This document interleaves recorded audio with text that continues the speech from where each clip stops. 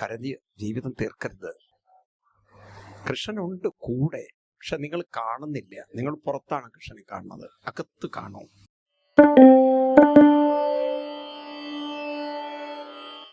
ഗോപിക രാസലീല ഭാഗത്ത് അവസാനം പറയും, ഈ രാസലീല ആരാണോ ശരിക്കും മനസ്സിലാക്കുന്നത്, ഹൃദ്രോഗമാശു അഭിഹനോതി അജിരേണ ധീരാണ്. ആരാണോ ഇത് ശരിക്കും പഠിക്കുന്നത്, അവരുടെ ഉള്ളിൽ ഹൃദ്രോഗം മാറുന്ന, ഹൃദ്രോഗം എന്ന് പറഞ്ഞാൽ ഹാർട്ട് അറ്റാക്ക് നല്ല അർത്ഥം. ശരിക്കും പറഞ്ഞാൽ രോഗത്തിന്റെ ഒരു കാരണവും ഇവിടെ ഹൃദ് എന്ന് പറഞ്ഞാൽ മനസ്സെന്നൊരർത്ഥത്തിലാണ്. ഈ മനസ്സാണ് സകല രോഗങ്ങൾക്കും കാരണം എന്ന് ശ്രദ്ധിക്കണം. ഇപ്പോഴുള്ള ഈ BP, ഷുഗർ തുടങ്ങിയിട്ടുള്ള എല്ലാം ഡോക്ടേഴ്സ് തന്നെ പറയും ലൈഫ് സ്റ്റൈൽ ഡിസീസ് എന്നാ പറയാം, അല്ലെ? ഈ രോഗങ്ങളുടെയൊക്കെ ഒരു പ്രധാന കാരണം മനസ്സിൽ അടിഞ്ഞുകൂടുന്ന ചിന്തകൾ, നമ്മുടെ നെർവുകളിൽ ഉണ്ടാക്കുന്ന ഒരുപാട് കംപ്രഷൻസ്. ഇത് നമ്മുടെ ശരീരത്തിൽ ഒരുപാട് കെമിക്കൽ വേരിയേഷൻ പലതും ഉണ്ടാക്കും. മനസ്സിലായില്ലേ? കെമിക്കൽസ് ഒക്കെ നമ്മുടെ ശരീരത്തിൽ അതിന്റെ വേരിയേഷൻസ് ഉണ്ടാക്കും. അപ്പൊ അത് പല രോഗങ്ങളായി മാറും. മനസ്സിരിക്കുന്നത് പ്രാണനിലും പ്രാണൻ ശരീരത്തിലുമെന്ന് മനസ്സിലാക്കണം. അപ്പൊ മനസ്സ് പ്രാണനിലാണ്. മനസ്സിലുണ്ടാക്കുന്ന പ്രശ്നം പ്രാണനെ ബാധിക്കും, പ്രാണനെ ബാധിക്കുന്ന പ്രശ്നം ശരീരത്തെ ബാധിക്കും. അങ്ങനെയാണ് രോഗങ്ങൾ. മനസ്സിൽ വേണ്ടാത്ത ചിന്തകളില്ലെങ്കിൽ പ്രാണനിൽ അസ്വസ്ഥത ഉണ്ടാവില്ല, അസ്വസ്ഥതയില്ലെങ്കിൽ രോഗങ്ങളും ഉണ്ടാവില്ല. ശരിക്കും ഇത് തെളിയിക്കേണ്ടത് നമ്മളാണ്. അതിനാണ് ഭക്തി. ഒരു ഭക്തി എന്ന് പറയുന്നത് ഇതൊരു ഔഷധമാണ്. ഇത് സർവ്വരോഗത്തിനും ഔഷധമാണ്. അതുകൊണ്ടല്ലേ ഭട്ടതിരിപ്പാട് ആയുരാരോഗ്യ സൗഖ്യം ഇതൊക്കെ പറഞ്ഞിട്ടുള്ളത്. ഇത് നമ്മൾ പ്രൂവ് ചെയ്യണം. മനസ്സ് എത്ര കണ്ട് റിലാക്സ്ഡ് ആണോ അത്ര കണ്ട് നമ്മുടെ പ്രാണനും റിലാക്സ്ഡ് ആണ്. പ്രാണനും എത്ര റിലാക്സ്ഡ് ആണോ, സ്വസ്ഥതയാണോ, അത്രയും രോഗങ്ങളും ശരീരത്തിൽ കുറയും. ഇത് മനസ്സിലാക്കാതെ പോയാൽ നിങ്ങൾ വിചാരിക്കും ഞാൻ അമ്പലത്തിൽ പോയതുകൊണ്ട് ഭക്തിയായി, അമ്പലത്തിൽ പോയതുകൊണ്ട് ഭഗവാൻ നോക്കും. അങ്ങനെ തെറ്റിദ്ധരിക്കരുത്. മനസ്സിന്റെ പ്രഷർ കുറഞ്ഞാൽ പ്രാണന്റെ പ്രഷർ കുറഞ്ഞു, പ്രാണന്റെ പ്രഷർ കുറഞ്ഞാൽ ശരീരത്തിന്റെ പ്രശ്നം തീർന്നു. മനസ്സ്, പ്രാണൻ, ശരീരം. പറയൂന്ന്. ഇതാണ് ഭാരതീയരൊരു വ്യക്തിയെ കാണുന്നത്. മൈൻഡ്, പ്രാണ, നിങ്ങളുടെ വൈറ്റൽ ഫോഴ്സ്, ദെൻ നിങ്ങളുടെ ഹെൽത്ത് എന്ന് പറയുന്ന നിങ്ങളുടെ ബോഡി. മെഡിക്കൽ സയൻസിന് ബോഡിയെ കുറിച്ച്, കാരണം സ്ട്രക്ചേർഡ് സയൻസ് ആണ്, ഓർഗൻസിനെ വെച്ച് പഠിക്കാൻ പറ്റും. മൈൻഡിനെ കുറിച്ച് പഠിക്കാൻ പറ്റില്ല, എളുപ്പമല്ല, കാരണം രൂപമില്ല. പ്രാണനെ കുറിച്ച് പഠിക്കാൻ പറ്റില്ല. പറ്റൂ? പ്രാണൻ ഇതുവരെ ഒരു സ്കാനിങ് സിസ്റ്റത്തില് കാണാൻ പറ്റിയിട്ടില്ല, മെഡിക്കൽ സയൻസിനെ പറ്റിയിട്ടില്ല, മനസ്സിനെ കുറിച്ച് കാണാൻ പറ്റിയിട്ടില്ല. ഇതുവരെ മൈൻഡിനെ ഒരു സ്കാനിങ് സിസ്റ്റത്തിലും കൊണ്ടുവരാൻ പറ്റിയില്ല. എന്നാൽ ഹിന്ദുമതം പഠിപ്പിക്കുന്നത് മുഴുവൻ മനസ്സിനെ കുറിച്ചും പ്രാണനെ കുറിച്ചുമാണ്. അത് വളരെ സട്ടിലാണ്, വളരെ സൂക്ഷ്മമാണത്. അതുകൊണ്ട് ഈ നാമം ജപിച്ച് മനസ്സിനെ, അല്ലെ, മനസ്സിനെ ശുദ്ധീകരിക്കൂ എന്നല്ലേ പറയുന്നത്? ആത്മശുദ്ധി എന്നല്ലേ? ആണോ? അപ്പൊ മനസ്സ് ശുദ്ധീകരിക്കും തോറും പ്രാണനും ശുദ്ധീകരണം. എന്താ പ്രാണശുദ്ധീകരണം എന്ന് പറഞ്ഞാൽ? പ്രാണന്റെ ഫ്ലോ കറക്റ്റ് ആയി നടത്താം. ഇപ്പൊ നമ്മുടെ ബോഡിയിൽ പ്രാണ ഫ്ലോ കറക്റ്റ് ഇല്ല. പ്രാണാപാന സമായുക്ത എന്ന് കൃഷ്ണൻ ഗീതയിൽ പറയുന്നുണ്ട്. ഗീതയില് 15-ാം അധ്യായത്തിൽ 14-ാം ശ്ലോകത്തില് പ്രാണാപാന സമായുക്തനാവും. ഇപ്പൊ നമ്മളിൽ പ്രാണബലം കുറവും അപാനന്റെ ശക്തി വളരെ കൂടുതലാണ്. അതുകൊണ്ടാണ് അപാന ശക്തി കൂടുന്നതുകൊണ്ടാണ് പെട്ടെന്ന് നമ്മൾ ഇമോഷണൽ ആവുന്നത്, സെന്റിമെന്റൽ ആവുന്നത്, പെട്ടെന്ന് നമ്മൾ മൈൻഡ് റെസ്റ്റ്ലെസ് ആവുന്നത്, അപ്സെറ്റ് ആവുന്നത്. ഇതൊക്കെ അപാരൻ പെട്ടെന്ന് ഇൻഫ്ലുവൻസ് ചെയ്യും നമ്മളെ. മനസ്സിലായില്ലേ? അതിലാണ് ആ വാസന മുഴുവൻ നിൽക്കുന്നത്. എന്നാൽ ജപിക്കും തോറും നിങ്ങൾക്ക് കാണാം പ്രാണന്റെ ആ ഫ്ലോ എങ്ങോട്ട് ഉയരും? മുകളിലേക്ക്. അതുകൊണ്ടാണ് നിങ്ങൾ ഭജനയൊക്കെ പാടുന്നത് ശ്രദ്ധിച്ചിട്ടുണ്ടോ? നിങ്ങൾ അറിയാതെ നിവർന്നിരുന്നോ? ഉണ്ടോ? ശ്രദ്ധിച്ചിട്ടുണ്ടോ? അത് നാമൊക്കെ ചൊല്ലുന്ന സമയത്ത് നിങ്ങൾ നോക്കൂ, വിഷ്ണു സഹസ്രനാമം, ലളിതാ സഹസ്രനാമം, നിങ്ങൾ ശരിക്കും മനസ്സർപ്പിച്ച് ചൊല്ലുകയാണെങ്കിൽ നിങ്ങളുടെ നട്ടല് ഒന്ന് സ്ട്രെയിറ്റ് ആവാൻ നോക്കും. ആണോ? എന്നാൽ ദുഃഖവും വിഷമങ്ങളും ഒരു അസ്വസ്ഥതയും വരുമ്പോൾ നമ്മൾ താഴോട്ട് താഴോട്ട് കുനിയുകയാണ് ചെയ്യുക. അപ്പൊ അതൊന്ന് മനസ്സിലാക്കണം. താഴോട്ട് വലിക്കുന്നത് അപാനനും മുകളിലേക്ക് ഉണർത്തുന്നത് പ്രാണനുമാണ്. അപ്പൊ പ്രാണബലം കൂടും. പ്രാണബലം കൂടുന്തോറും നിങ്ങളുടെ ശരീരത്തിൽ ഈ കാര്യത്തൊക്കെ ബ്രെയിനിൽ നിന്നാണ് പോകുന്നത് ഇൻസ്ട്രക്ഷൻ. കെമിക്കൽ എല്ലാം വേണ്ടതുണ്ടാവും.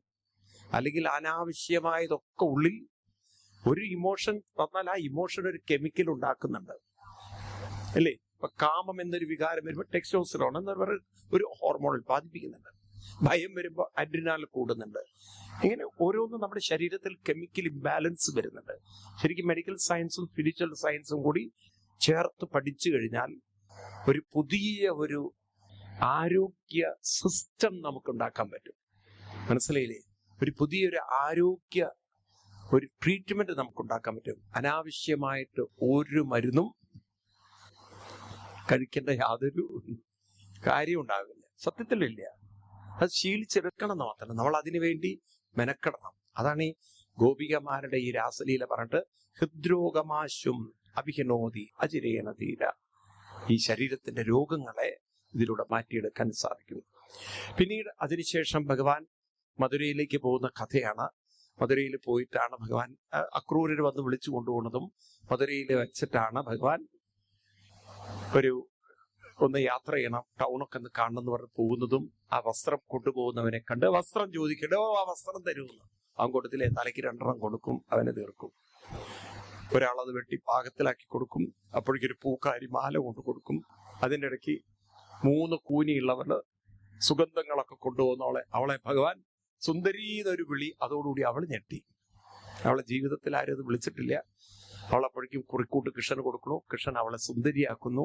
അത് കഴിഞ്ഞിട്ട് പിന്നെ കംസന്റെ ആ ഒരു വില്ല് മുറിക്കുന്നു. പിറ്റേ ദിവസം ഭഗവാൻ മല്ലയുദ്ധരംഗവേദിയിൽ അവിടെ കുവലയാപീഠത്തെ വധിക്കുന്നു. പിന്നെ ചാണൂരനെയും മുഷ്ടികനെയും ഒക്കെ വധിച്ച് അവസാനം അമ്മാവനെയും ശരിയാക്കി. അങ്ങനെ കംസവധവും കഴിഞ്ഞ് കാരാഗൃഹത്തിൽ കിടക്കുന്ന അച്ഛനമ്മമാരെ മോചിപ്പിച്ച് അപ്പോഴാണ് നന്ദഗോപാദികൾ അറിയുന്നത്, ഇത്രയും കാലം ഞങ്ങൾ എടുത്തു വളർത്തിയ കൃഷ്ണൻ ഞങ്ങളുടെ പുത്രനല്ല, ഈ കൃഷ്ണൻ ദേവകി വസുദേവ പുത്രനാണ്. അതോടുകൂടി തിരിച്ചെങ്ങനെ പോണം, എന്ത് പറയും യശോദയോട്, എങ്ങനെ പോണം ഒരു പിടിയില്ല. കാരണം 14 കൊല്ല ബന്ധം അത് അങ്ങോട്ട് ഏർപ്പെടേണ്ടി വന്നു. നിങ്ങൾ നോക്കൂ, അവർക്കും കാലനിയോഗത്തിലൂടെ കടന്നുപോയേ പറ്റുള്ളൂ. ആണോ? കൃഷ്ണന്റെ അച്ഛനും അമ്മയും കാരാഗ്രഹത്തിൽ നിന്നൊക്കെ മോചിപ്പിക്കപ്പെട്ടു. കൃഷ്ണൻ ഗുരുകുലത്തിൽ വിദ്യാഭ്യാസത്തിന് വേണ്ടി സാന്ദീപനി മഹർഷിയുടെ ആശ്രമത്തിൽ പോയി. ഉജ്ജയിനിലാണത്. അവിടെ വെച്ചിട്ടാണ് കൃഷ്ണന് മറ്റൊരു സുഹൃത്തിനെ കിട്ടുന്നത്. ഇതാണ് സുദാമാവ്. നാളെ നിങ്ങളെ കാണാൻ വരുന്നുണ്ട്. വൈകുന്നേരം 7 മണിക്ക് വന്നാൽ മതി പറഞ്ഞു സുദാമാവിനോട്. അപ്പം അങ്ങനെ ആ ഒരു ഭാഗം സുദാമാവായിട്ടുള്ള ജീവിതം. പിന്നീട് കൃഷ്ണൻ തിരിച്ച് മധുരയിലെത്തി. അവിടെ എത്തുമ്പോൾ കൃഷ്ണന് കിട്ടുന്ന മറ്റൊരു സുഹൃത്താണ് കൃഷ്ണന്റെ തന്നെ ഹൃദയത്തെ നല്ലവണ്ണം മനസ്സിലാക്കിയ, കൃഷ്ണനോട് അത്രയും ഒരു താതാത്മ്യപ്പെട്ട് ജീവിക്കുന്ന ഉദ്ധവൻ എന്ന് പറയുന്ന. കുട്ടിക്കാലം മുതൽ തന്നെ കൃഷ്ണന്റെ ഒരു വിഗ്രഹം വെച്ച് ആരാധിക്കും. കൃഷ്ണനോട് എന്തോ പ്രത്യേകമായ ഒരു ആരാധന, ബഹുമാനം. കൃഷ്ണന്റെ വസ്ത്രം, ഉടുത്തഴിച്ചിരുന്ന വസ്ത്രം ഉടുത്തും കൃഷ്ണൻ കഴിക്കുന്ന പാത്രത്തിൽ, എച്ചിൽ പാത്രത്തിലൊക്കെ കഴിച്ചും ഉദ്ധവർ അത്രമാത്രം കൃഷ്ണനിൽ സമർപ്പിത ജീവിതം നയിച്ച ഒരു ദാസഭാവത്തിൽ, എന്നാൽ കൃഷ്ണനോളം തന്നെ ബുദ്ധിയുള്ള എന്ത് കാര്യവും കൃഷ്ണൻ ഉദ്ധവരോടാണ് ചോദിക്കുക. കാരണം കൃഷ്ണൻ എന്ത് ചിന്തിക്കുന്നുവോ അത് ഉത്തരം പറയാൻ കഴിയുന്ന അതീവ ബുദ്ധിശാലിയായിരുന്നു. കൃഷ്ണൻ തന്നെ അഭിസംബോധന ചെയ്യുന്ന ഒരു സമയമുണ്ട്, ഒരു വാക്കുണ്ട്, ബുദ്ധിസത്തമാന്നൊരു വാക്കുണ്ട്. ബുദ്ധിയുള്ളവരിൽ, അതായത് കാര്യങ്ങളെ അപഗ്രഥിച്ച് മനസ്സിലാക്കി പ്രോപ്പറായിട്ട് ചിന്തിക്കാൻ കഴിയുന്നവരിൽ സർവശ്രേഷ്ഠനായ ആ ഉദ്ധവരെ ഭഗവാൻ ഒരു ദിവസം വൃന്ദാവനത്തിലേക്ക് പറഞ്ഞയക്കുകയാണ്. എന്തിനു വേണ്ടിയിട്ട്? തന്നെ വിട്ടുപിരിഞ്ഞ ആ യശോദാദേവിയും നന്ദഗോപരെയും കൂടാതെ ഗോപികമാരെയും ഒന്ന് ആശ്വസിപ്പിക്കാനായിട്ട്. ഉദ്ധവര് ആദ്യത്തെ കൗൺസിലിംഗ് ചെയ്ത ആൾ ഉദ്ധവരായിരിക്കും. കൗൺസിലിങ്ങിന് വേണ്ടി കൃഷ്ണൻ പറഞ്ഞിരിക്കുകയാണ് ഉദ്ധവരെ. അങ്ങനെ ഉദ്ധവര് കൃഷ്ണന്റെ വേഷമൊക്കെയാണ് കെട്ടിപ്പോയത്. അവര് തെറ്റിദ്ധരിച്ചു ഇത് സാക്ഷാൽ കൃഷ്ണനാണെന്ന്. പിന്നെ അവിടെ ചെന്നു, നന്ദഗോപ ഗൃഹത്തിലെത്തി. യശോദാദേവി കരച്ചിൽ. കാരണം കൃഷ്ണന്റെ ആ ഒരു വേർപാട്, വേർപാടെന്ന് പറഞ്ഞാൽ ഇനിയിപ്പോ കൃഷ്ണൻ എന്ന് വരും ഒന്നും ഒരു ഐഡിയ ഇല്ല. കണ്ടിട്ടും കൊതി തീർന്നിട്ടില്ല.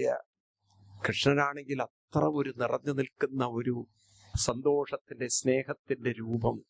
അപ്പൊ അങ്ങനെയുള്ള ഒരാള് വീട്ടിൽ നിന്ന് മാറി നിൽക്കുമ്പോഴുണ്ടാകുന്ന ഒരു ദുഃഖം യശോദാദേവിക്ക് താങ്ങാൻ പറ്റുന്നില്ല.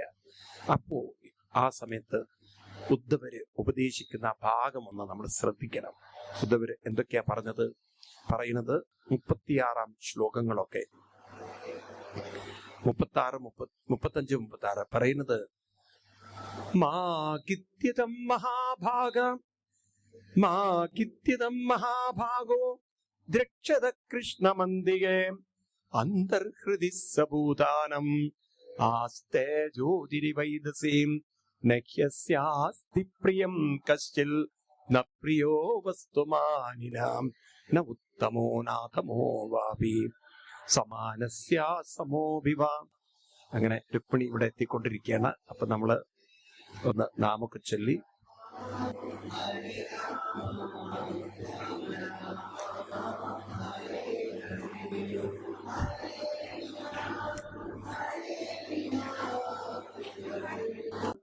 ഹരേ രാമ രാമ രാമ ഹരേ ഹരേ, ഹരേ കൃഷ്ണ കൃഷ്ണ കൃഷ്ണ ഹരേ ഹരേ, ഹരേ രാമ രാമ രാമ രാമ ഹരേ ഹരേ, ഹരേ കൃഷ്ണ കൃഷ്ണ കൃഷ്ണ കൃഷ്ണ ഹരേ ഹരേ. സർവത്ര ഗോവിന്ദ നാമ സങ്കീർത്തനം.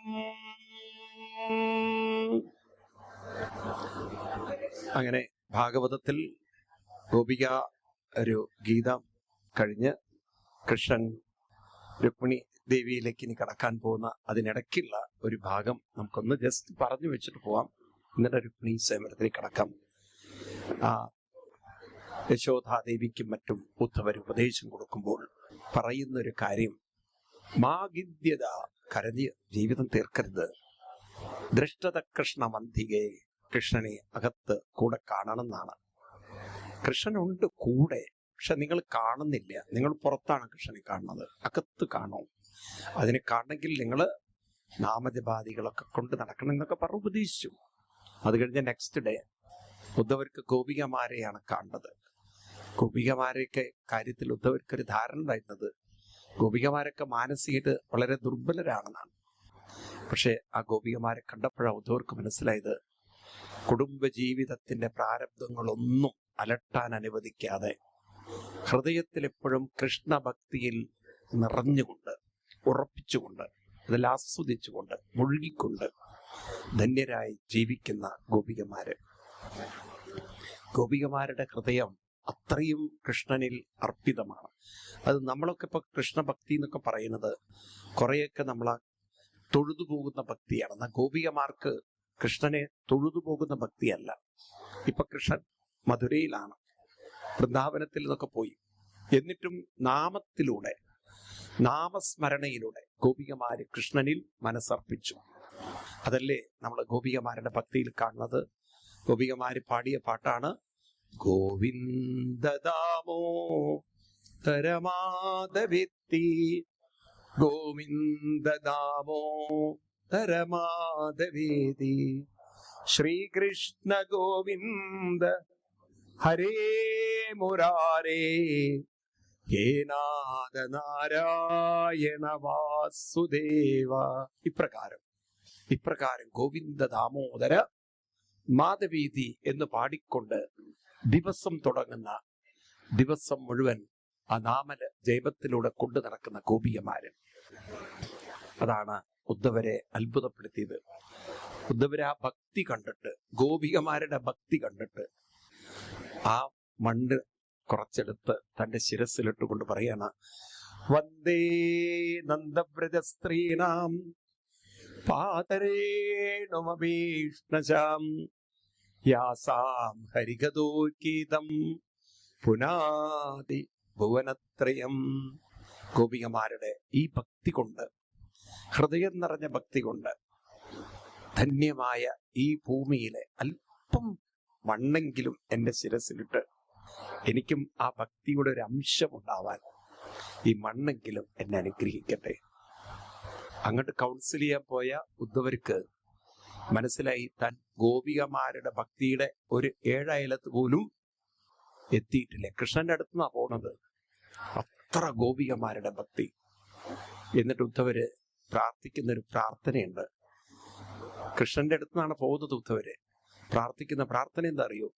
ആസാമഹോ ചരണരേണുജുഷാമഹംസ്യൽ വൃന്ദാവനേ കിമപി ഗുൽമലദൗഷധീനം യാദുസ്ത്യജം സ്വജനമാര്യപദം ചയിത്വാ ബേജുർമുകുന്ദപദവിം ശുതുഭിർവൃമഖ്യൽ. 47-ാം അധ്യായത്തിലെ വരികളാണ് ഞാൻ ചൊല്ലുന്നത്.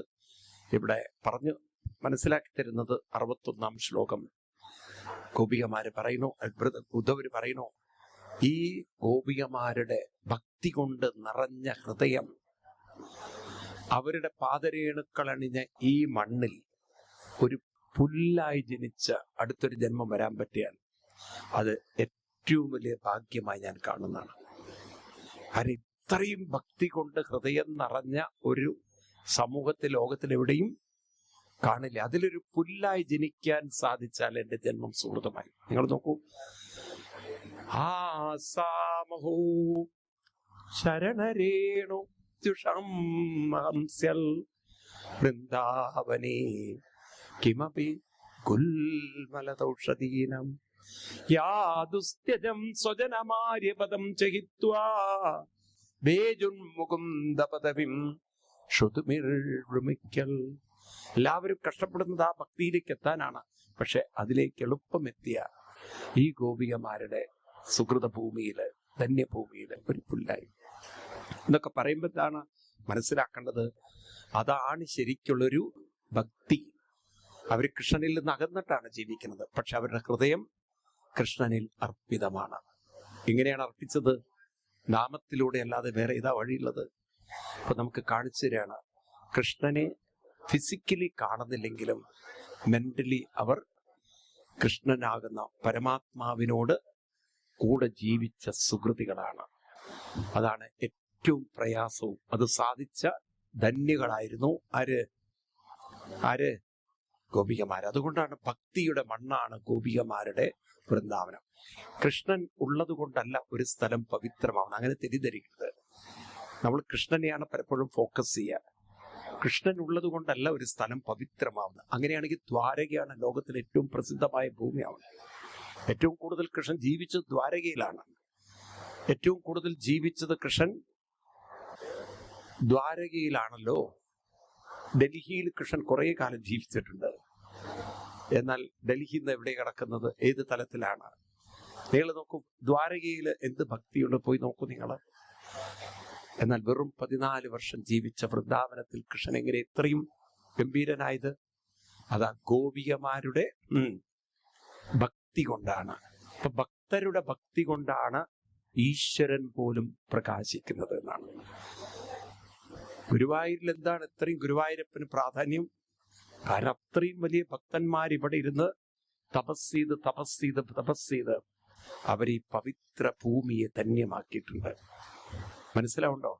രണ്ടും കൂടി ചേർന്ന് വരുമ്പോൾ, കൃഷ്ണനും ഭക്തിയും കൂടെ ചേർന്ന് വരുമ്പോൾ ആ സ്ഥലം പവിത്രമായി. അപ്പൊ നമ്മളൊക്കെ ഏറ്റെടുക്കേണ്ട സന്ദേശം ഇതാണ്. മനസ്സിനെ ഗോപികമാരുടെ ഭക്തി പോലെ നിറഞ്ഞ ഭക്തിയുള്ള ഹൃദയമാക്കി മാറ്റണം. മനസ്സിലായില്ലേ? അതിലേക്കാണ് നമ്മൾ ഒരു പടി ഉയർന്നു വരേണ്ടത്.